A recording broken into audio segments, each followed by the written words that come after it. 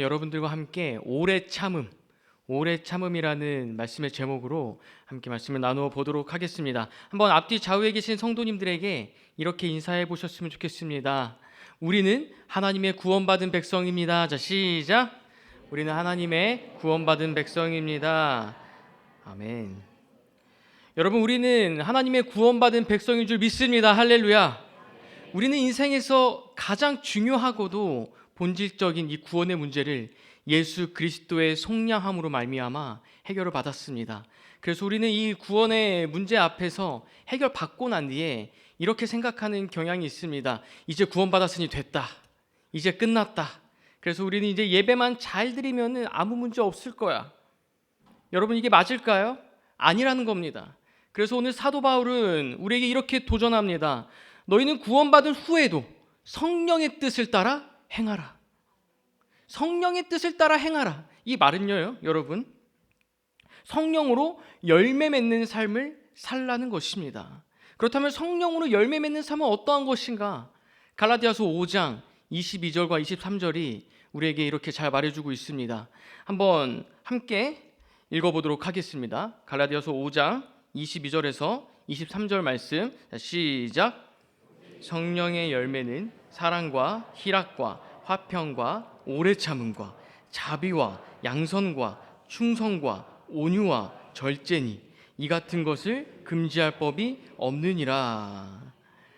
우리가 너무나도 잘 아는 말씀이죠. 우리는 이것을 성령의 9가지 열매라고 합니다. 그런데 오늘 이 말씀을 보면 아시다시피 9가지 열매들이라고 말하지 않고 9가지 열매라고 말하고 있습니다. 실제로 이 열매를 원어로 보니까 칼포스, 단수로 쓰여진다는 거예요. 그러니까 이 9가지의 열매는 각각의 열매가 아니라 하나의 열매라는 겁니다. 그 하나의 열매 속에서 9가지 성품의 맛을 담고 있다는 거죠. 우리는 그래서 하나의 열매를 맺어 우리의 마음 가운데, 우리의 삶 가운데 이 9가지 성령의 이 9가지 성품을 맺는 것이 우리의 신앙생활이라는 것입니다. 참으로 험난하죠, 여러분? 그러니까 이것은 예배를 드린다고 해서 성령의 9가지 열매를 가질 수 있는 것은 아닙니다. 우리 삶 속에서 신앙으로 계속해서 부딪히고 끊임없이 씨름하면서 생기는 것이 이 성령의 열매라는 것이죠. 그런 의미로 여러분들의 이 신앙생활 가운데에서 성령의 열매가 맺어지기를 소망합니다. 아멘. 어려운 길이지만 우리는 그 길을 분명 갈 수 있음을 믿습니다. 저는 이 열매 중에서 이 오래 참음의 열매에 대해서 함께 나누고자 합니다. 오래 참음. 여러분, 느낌이 어떠십니까? 뭔가 숨이 턱 막히지 않습니까? 이 세상 사람들이 이렇게 말하지 않습니까? 참으면 병나. 그러니까 화를 낼 때는 좀 내줘야 된다는 거죠. 그래서 화를 참는 사람을 보고 밀어나고 웃는 사람이다. 세상 사람들은 그렇게 말합니다. 그렇다면 이 성경에서 말하는 오래 참음은 무엇일까요? 진짜 화를 참는 것이 그냥 오래 참음의 기준이 되는 것일까요? 그렇다면 이렇게 조금 극단적인 예를 들어보고 싶습니다. 제가 어느 날 길을 가고 있었습니다. 예입니다, 여러분. 실제로 일어난 건 아니고요. 그런데 아무런 이유 없이 누군가 저의 뒤통수를 딱 하고 때리고 갔습니다. 그럼 저는 어떨까요, 여러분? 화가 날까요, 안 날까요? 화가 나겠죠. 그런데 그런 저를 보고 어떤 성도님이 와서 오래 참아야 합니다, 목사님 이라고 말하면 어떨까요? 제 마음은 아마 시험에 들지 않겠습니까? 저뿐만이 아니라 이 같은 일을 겪는 사람들은 아마 마음이 어려울 것 같습니다. 그러니까 이 성경이 말하는 오래 참음은 우리더러 단순히 화를 참으세요 이렇게 말하는 것은 아닙니다. 더 나아가서 이 오래 참으면은 마음 수양이 좋습니다 라고 말하는 것도 아닙니다. 그렇다면은 이 성경이 말하는 오래 참음이 무엇일까요, 여러분? 오늘 본문을 보십시오. 오늘 본문은요, 이 베드로가 성교회 어느 교회의 성도들에게 재림에 관해서, 즉 마지막 날에 대하여서 권면을 해주고 있는 그런 장면입니다. 그러니까 아마 이 교회 성도들은 이 예수님의 재림이 언제 임할지 굉장히 궁금했나 봅니다.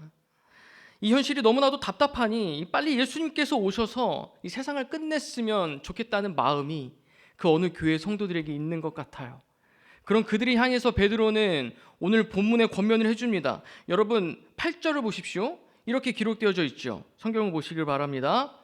사랑하는 자들아, 주께는 하루가 1000년 같고 1000년이 하루 같다는 이 한 가지를 잊지 말라.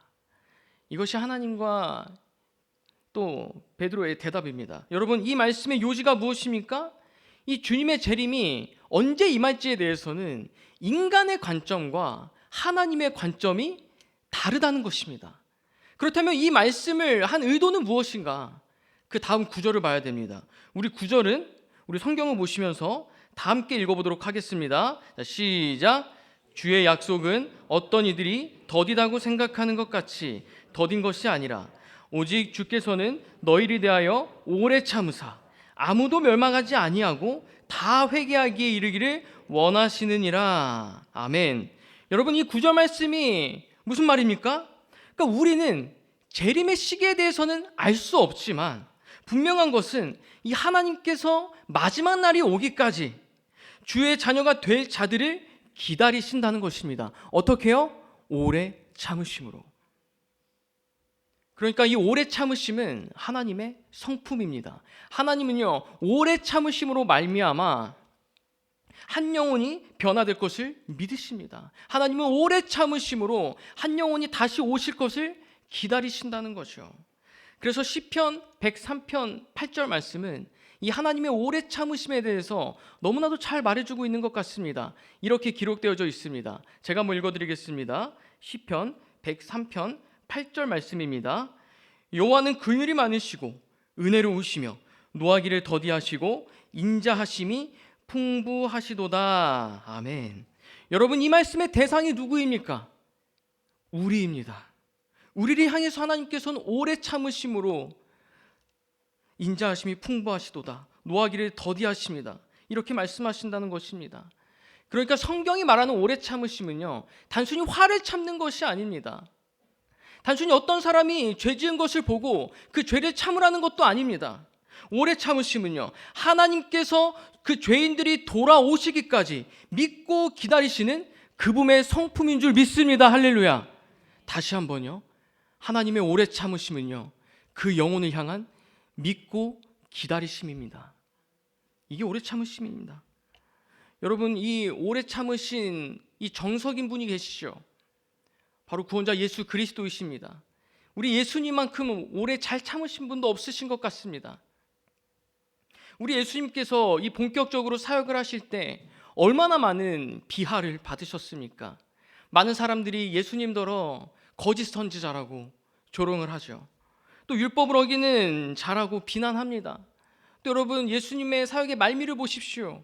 그의 제자 베드로와 가룟 유다가 예수님을 배신하지 않습니까? 그럼에도 불구하고 예수님은 자신이 져야 할 그 십자가를 향해서 뚜벅뚜벅 걸어가고 계십니다. 결국 그 십자가에 못 박히셨습니다. 여러분, 십자가에 못 박히면서 얼마나 많은 멸시와 조롱을 당하셨습니까? 로마 군인들이 예수님 자신의 옆구리를 찔렀습니다. 그런데 여러분, 생각해 보십시오. 예수님은 그 찌른 로마 군사들의 그 손을 부러뜨리실 수 있으셨습니다. 그리고 십자가의 고난이 너무 힘들어서 당장 내려오실 수 있을 만한 능력이 예수님에게 있으셨습니다. 그런데 우리 예수님께서는 그렇게 하지 않으셨다는 거예요. 예수님께서는 십자가 지심으로 인해서 우리를 구원하신 줄 믿으시기를 바랍니다. 이게 예수님의 오래 참으심이죠. 그래서 오늘 베드로후서 3장 15절의 말씀을 보시면요, 이렇게 기록되어져 있습니다. 또 우리 주의 오래 참으심이 구원이 될 줄로 여기라. 사랑하는 여러분, 우리는 하나님의 오래 참으신 그 덕분에 하나님의 자녀가 되어서 이 자리에서 행복하게 예배를 드릴 수 있습니다. 그것을 믿어야죠. 그리고 하나님께서는 여전히 우리들에게 자신의 백성들이 향해서 오래 참으십니다. 여러분, 한번 이스라엘 백성들을 생각해 보십시오. 그들은 어떻게 광야 생활을 했습니까? 하나님께서는 그들에게 만나와 메추라기를 먹여주셨습니다. 때때마다 이적도 보여주셨고요, 인도하신 길을 선명하게 보여주셨습니다. 그런데 이스라엘 백성들은 불순종했습니다. 하나님을 의심합니다. 그럼에도 하나님은 계속 참아주셨다는 거예요. 그들이 하나님을 원망하여서 애굽으로 돌아간다고 했을 때도, 그들이 하나님을 의심해서 금송아지를 섬긴다고 했을 때에도 하나님께서는 그들이 다시 돌아오기를 믿고 기다리셨습니다. 그런 이스라엘 백성들의 모습을 보면서 저의 모습도 있었습니다. 지금은 목사로서 강단 위에서 이렇게 보기 좋게 설교를 하고 있지만 사실 저도 얼마나 연약하고 나약하고 악한 죄인인지 모르겠습니다. 매일매일 죄로 넘어지는 저를 보면서 실망합니다.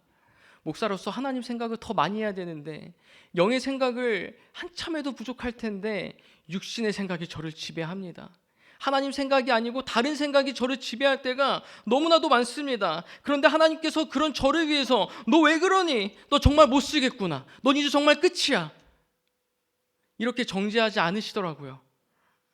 그저 제 마음이 열릴 때까지, 다시 제 마음의 시선이 하나님을 향할 때까지 그저 묵묵하게 기다려주시는 그 주님의 오래 참으심을 발견하게 됩니다. 그 오래 참으신 덕분에 저는 오늘도 여전히 또 일어섭니다. 사랑하는 여러분, 기억하십시오.